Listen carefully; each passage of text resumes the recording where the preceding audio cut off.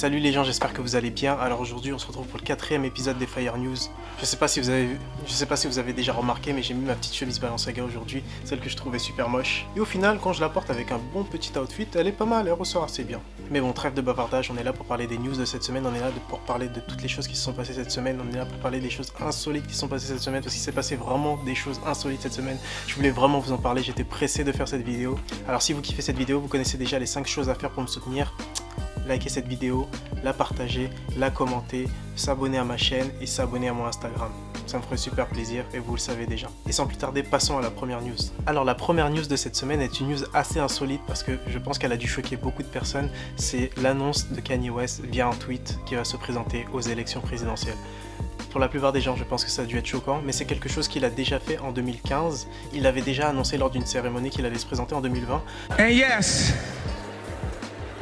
as you probably could have guessed by this moment, I have decided in 2020 to run for president.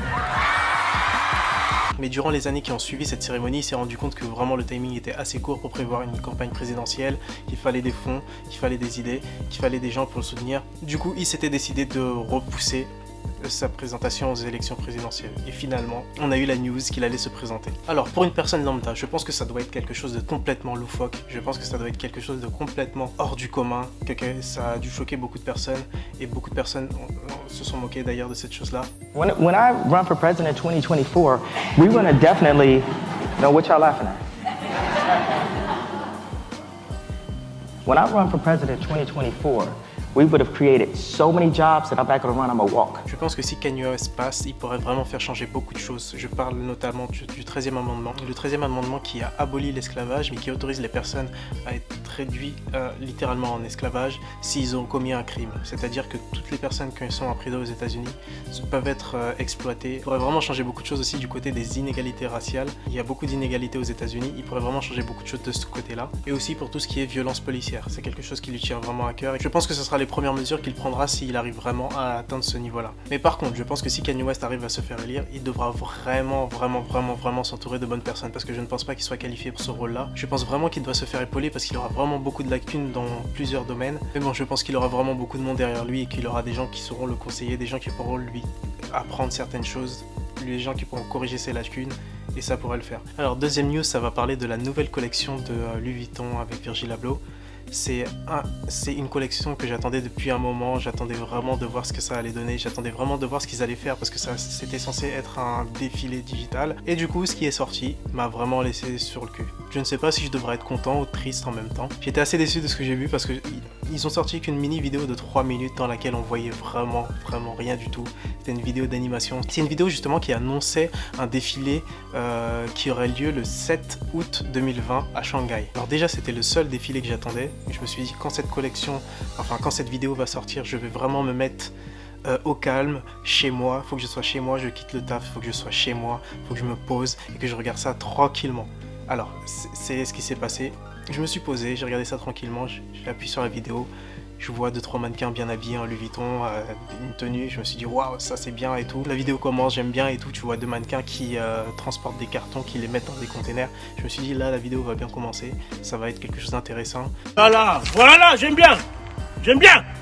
Et au final, ça commence à partir en film d'animation, ça commence à partir en dessin animé. Je comprenais pas vraiment ce qui se passait. Je me suis dit, ouais c'est bien, mais ils arrivent quand les vêtements en fait, on les voit quand? Et non, c'était juste un teaser pour le défilé qui aura le 7 août. Mais bon, on peut bien attendre jusqu'au 7 août, c'est pas très grave. C'est juste que je pensais que j'allais voir toute la collection tout de suite. Et ça, c'était quelque chose qui m'excitait vraiment. Mais dommage, c'est pas grave, on va attendre un peu, c'est pas grave. J'espère que ça sera une bonne collection et que ça vaudra le coup d'avoir attendu autant de temps. Alors, troisième news, cette news va parler de Pop Smoke. Vous savez très bien à quel point j'adore la musique de Pop Smoke. Alors si vous ne connaissez pas Pop Smoke est un rappeur originaire de New York qui a été assassiné en début d'année. Et depuis son assassinat, les meurtriers n'ont pas été retrouvés. Et cette semaine, il y a eu 5 arrestations en lien avec son assassinat. Les personnes suspectées sont toutes des personnes faisant partie d'un gang, ce qui en dit long sur cet assassinat. Et dans ces 5 personnes, il y a 2 mineurs et 3 personnes majeures. Alors on ne connaît pas encore les raisons de son assassinat. Est-ce que c'est de la jalousie? Est-ce que c'est un règlement de compte? Ou est-ce que c'est seulement un braquage? On ne sait pas encore. Mais j'espère que ces arrestations vont mener vraiment à des interrogations et on saura vraiment à la fin de ces interrogatoires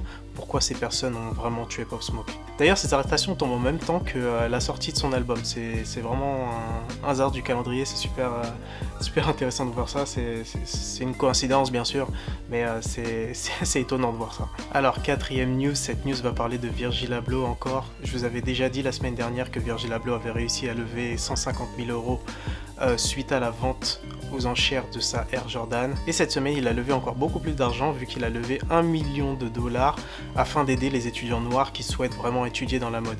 C'est vraiment une initiative assez intéressante parce que ça va aider beaucoup de personnes qui n'ont pas vraiment les moyens. Vu les récentes polémiques qu'il a eues, je pense que là, les gens pourront vraiment ne plus se moquer de lui par rapport à ça, ne plus lui reprocher qu'il ne fait pas assez de choses parce que ça représente vraiment beaucoup d'argent. Alors, les principaux partenaires de Virgil Abloh qui ont fourni ces fonds sont Evian, Farfetch, le New Guards Group, c'est le groupe qui possède Off-White, et aussi Louis Vuitton. Et espérons que ces marques qui évoluent principalement dans le milieu de la mode pourront éventuellement embaucher ces étudiants, ça serait vraiment super intéressant. En tout cas, Virgil Abloh, super initiative, j'espère que beaucoup plus de designers feront ce genre de choses, ça aiderait vraiment à faire avancer les choses. Et la dernière et cinquième news parlera de Juice WRLD, son album posthume est enfin sorti vendredi dernier, c'est une tuerie, et je parle d'album posthume parce que Juice WRLD est mort en décembre dernier, il me semble, d'une overdose. Malheureusement, son album posthume est enfin sorti et il est terrible, je vous conseille d'aller l'écouter. D'ailleurs, dès la sortie de son album, et il est sorti à minuit, je pense, vendredi à minuit, et il a fait planter Apple Music et Spotify, tellement les gens l'attendaient, tellement les gens étaient là. Ça faisait plusieurs mois que les gens attendaient cet album, et il est enfin sorti, et il est lourd. Je vous conseille vraiment de l'écouter. Personnellement, mes titres préférés, moi, sont Titanic et Tell Me You Love Me, avec en featuring Trippie Redd. C'est vraiment des sons qui sont super lourds. Et aussi, si vous ne connaissiez pas Juice WRLD, c'est vraiment un bon moyen de le découvrir. Cet album le met vraiment en valeur. On rentre vraiment dans son univers en écoutant cet album. C'est vraiment un album qui a été travaillé. On sent vraiment qu'il y a beaucoup plus de travail, qu'il a atteint un certain niveau de maturité et c'est super intéressant, je vous conseille de l'écouter. De toute façon, ce sera le dernier que vous pourrez écouter de lui malheureusement. Et avec cet album, on peut être sûr que sa musique vivra pour toujours. Et c'est la fin de cet épisode des Fire News. J'espère que vous avez aimé les news de cette semaine et on se retrouve la semaine prochaine. J'espère qu'il y aura des news encore plus lourdes qui vont sortir cette semaine. J'espère que j'aurai vraiment beaucoup de choses à vous raconter en plus la semaine prochaine. En tout cas, si vous avez aimé cette vidéo, n'hésitez pas à me follow sur Instagram, n'hésitez pas à liker cette vidéo et n'hésitez pas à vous abonner à ma chaîne. Et on se retrouve la semaine prochaine pour un nouvel épisode des Fire News. Peace.